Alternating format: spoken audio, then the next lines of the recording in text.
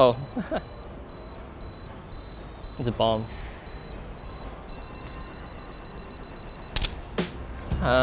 It's winter, kind of overcast, kind of cloudy. And then we have a model here today. So then we're going to use some color to start with. And this is by one of my favorite brands. It's Agva. Agva Vista. It's a German company.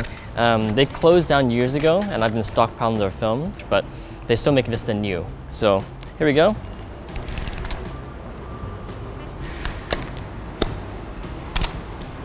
Nice and easy.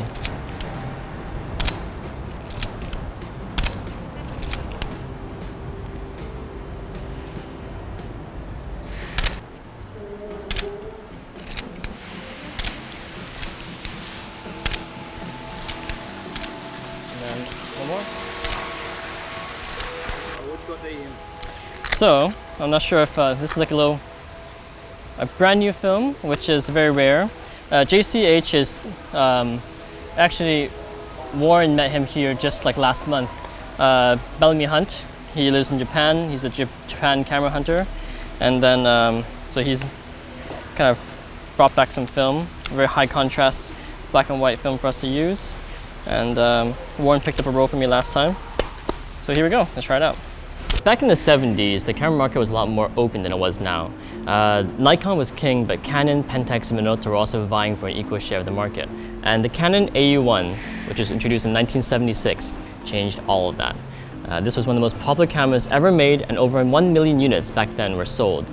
And then that catapulted Canon right to the top and served as a blueprint for their future successes. So we're going to take a look today to see why this is one of the most popular cameras of all time and why you should still get one today. Okay. I'm feeling really short. Okay, this is so anyways, we're here today with Winky, and then she's going to be the perfect model for the AE-1. This one, so the difference between the AE-1 and the AE-1 program is that this one has program mode, which is basically full auto, whereas the AE-1 original only had shutter priority mode. So then this one allows everyone to shoot just, back then, it sounds kind of ridiculous because it would take full auto for granted, and it's kind of like a gross thing. Well, it is a gross thing, don't shoot all full auto. But then back then, for people who were just learning photography, this simplified it, simplified the tools, and that's one reason why it was so popular. Okay. Yeah, so then, even though it can go full auto, I'm not recommending that you buy the AE-1 to go full auto. That was meant originally for kind of like pure beginners to start off with. I mean, this is the most basic camera. Like, it has all features that you should know, and even though it has the automatic mode, the most important thing is the metering. Yeah, here's good.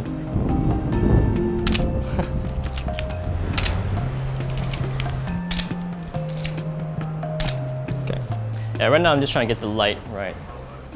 Wait, okay, don't shoot that. I have all these fucking papers here. She's got very, blue feeling today. We got the blue hair, we got the blue jacket and things. So I'm trying to find as many kind of complementary tones as possible. And luckily in Hong Kong, there's lots of these kind of random ass blue buildings. Okay. Okay. Where you just are wandering around a very old part of Hong Kong. Shek Kee Mei is like one of the, well, you can't say it's one of the oldest neighborhoods, but it's a pretty historical place. Lots of refugees came down here after the war. I think this is the place of the very first public housing in Hong Kong. So we have lots of 60s, 50s era buildings. Yeah, so this is legit old school neighborhood. They just hang meat here and dry. I think this is fish. And I'm sure it might taste good in a soup or something, but this is why here? Why next to the road as well? I don't really know what kind of meats these are, but yeah. This viewfinder is one of the best viewfinders of all the Canon FD cameras. And this one, for example, uses the same one as the professional F1. The Canon F1 is kind of their pro class kind of line back in the 70s and 80s. And then this actually has a very similar viewfinder. It has a matte focusing screen with a built-in split image rangefinder patch and microprism focusing band. But if you don't like that, you can buy any one of 8 optional screens and install them yourself, although it's not quite so simple.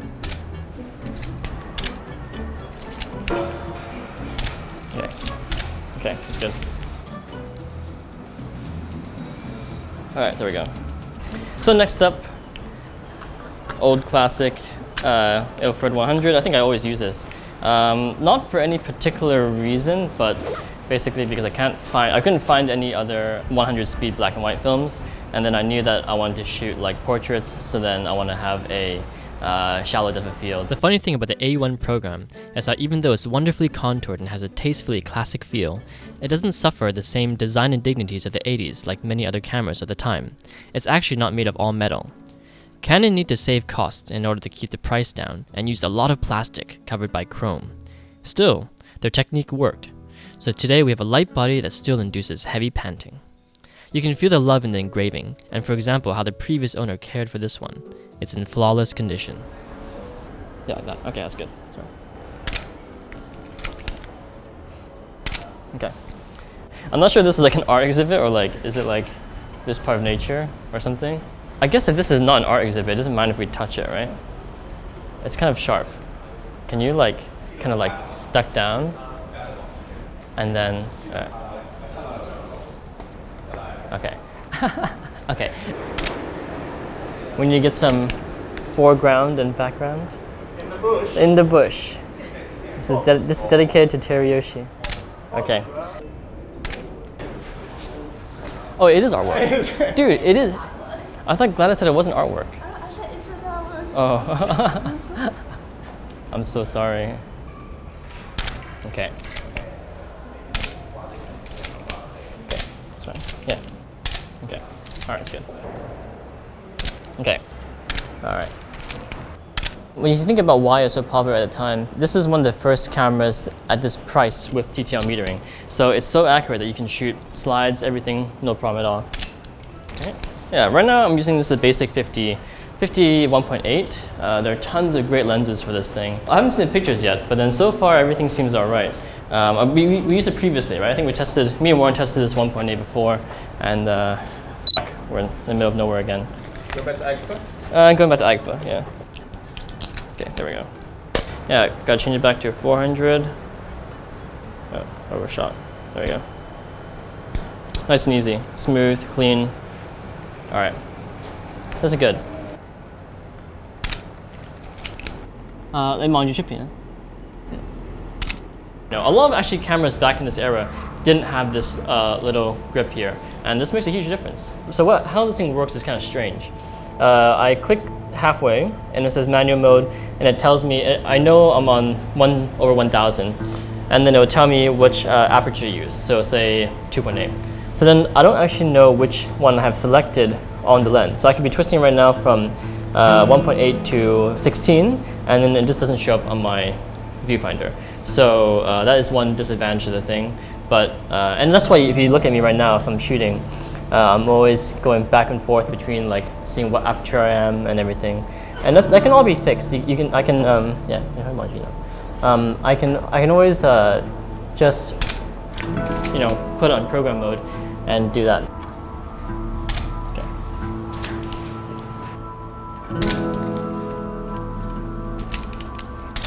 Okay. So right now I'm going to be using auto aperture and program mode just for full auto. It's really easy. So if you're on the go traveling, you just put it down, push it to A, and then there's a program mode here. Very simple. And then the dials in here are really tight and nicely constructed, so they don't really push off too often. They won't move as much as a lot of other cameras. Okay. Yeah. So right now it's selecting f8 for me, which that's not what I want, right? So I'm gonna actually remove it and go back to bring it back to 1.8 or something. It doesn't obviously it's full auto, so it doesn't plan what aperture you want. So like I said, it can do it, but full manual is the way to go. The best I can do is f4, so then we're gonna shoot f4 instead of f8.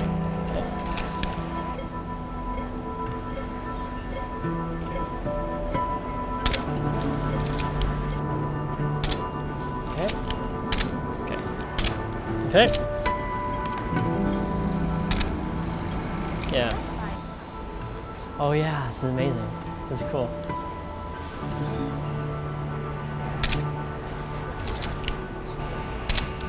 So this area is some place that most tourists will probably never go. It's not really, actually most people in Hong Kong don't really go here. It's kind of like a not very well advertised fact that it's the poorest district in Hong Kong. So if someone wants to come to Hong Kong and film like, you know, traditional side, you're always going to see like Tsim Sha Tsui Central, and you're going to think those are, that's a bit of how Hong Kong is. But actually most of Hong Kong, I think like 50% of people in Hong Kong live in public housing. It's generally like this. It's a city of a really big wealth divide.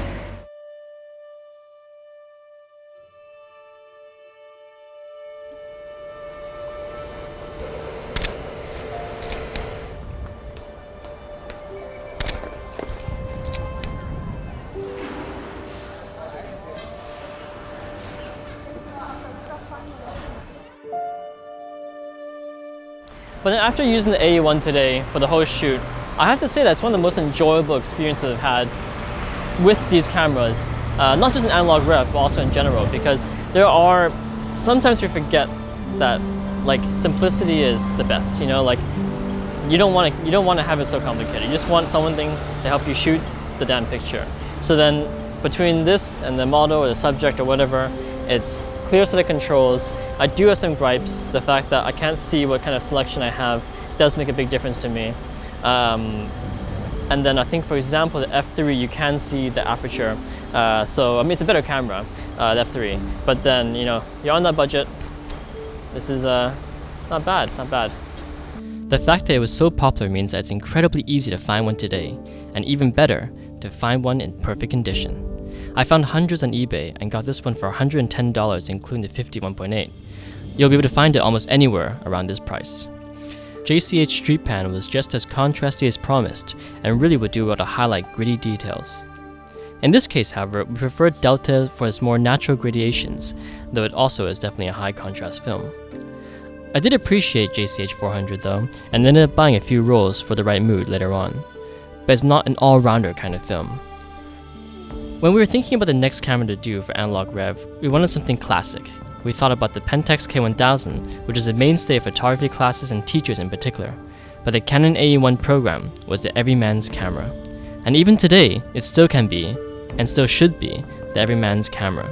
Every time I try a new digital camera and it has more and more FPS and tracking, I just think, man, this is more of a computer than a camera. But not this. Not the AE-1.